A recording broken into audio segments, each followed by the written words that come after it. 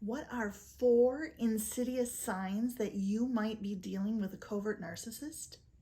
We're going to break that down in this video.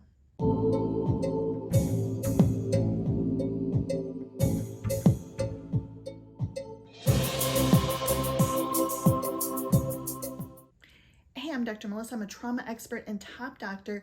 And in this video and on this channel, I help you identify the hidden narcissist in your life, identify the trauma that they're creating in your life, and then turn that trauma and that drama into gold, becoming stronger and more powerful than you ever were before. If that sounds like exactly what you need, click subscribe, click that notification bell so that you are notified of each and every video. Today we're looking at 4 insidious signs that you might be dealing with a covert narcissist.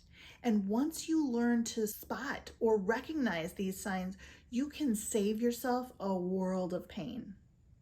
Covert narcissists live in the world of subtle. They can be nearly impossible to recognize. This allows them to hook you with a deep trauma bond before you even know what hits you. And once you're hooked, you're led down this path of deep pain and agony that worsens day after day until you either wake up or you die. Sound extreme?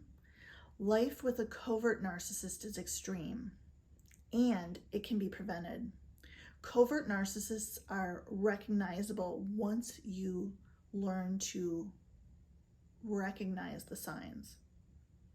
Let's break down the 4 most subtle, insidious signs that you might be dealing with a covert narcissist. Number 1, the covert narcissist is a hero or a victim, or both, in every story they tell. This can be extremely subtle. They can be masters of telling a victim story without sounding like they're complaining.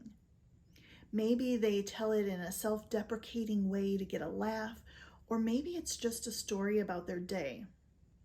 Maybe they tell you they went to pick up a lunch order for the office, and when they got back, their meal wasn't in the bag.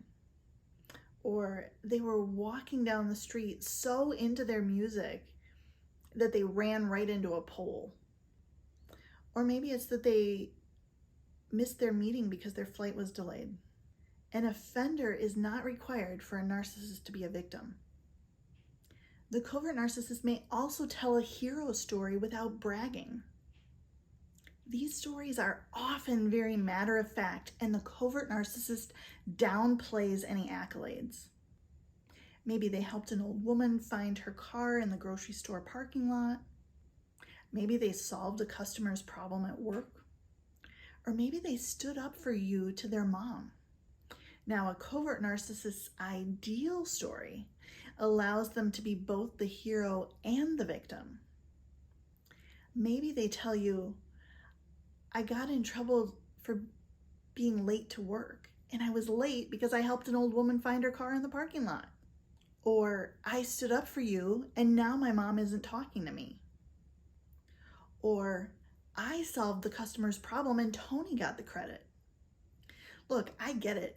We all tell stories about unfortunate things that happen to us or our shining moments.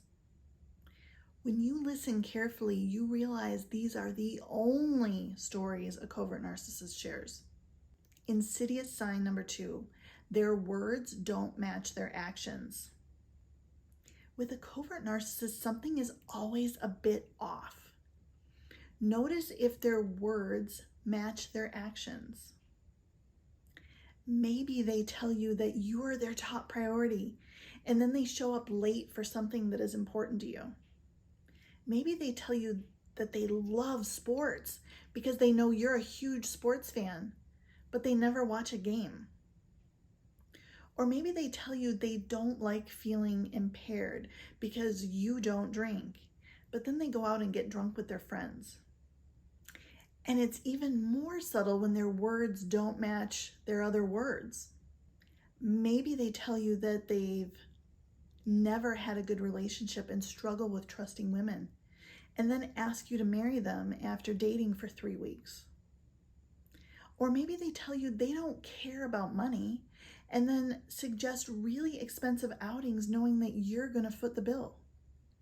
Or maybe they tell you that they've never felt safe with a man before, yet they're in regular contact with several old boyfriends. Maybe they tell you that you can trust them with anything, and then they twist your words so their feelings get hurt. The covert narcissist leaves you feeling confused or uneasy due to inconsistent messages. Trust your gut. Insidious sign number 3. The covert narcissist cannot see the good and the bad in something at the same time. They cannot be hurt or angry at someone and still love them. They see the world as black and white. They either love their job or they hate their job. They either think their best friend is awesome and can do no wrong, or they've had it with them and never want to see them again. They either love their apartment complex or they hate it and they want to move.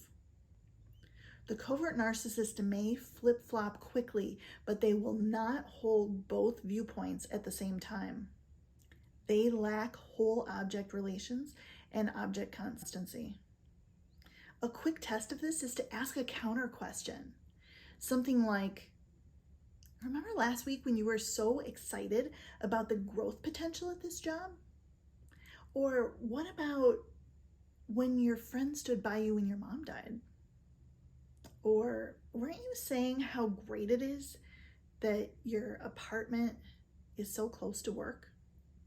The covert narcissist becomes irate when their viewpoint is challenged.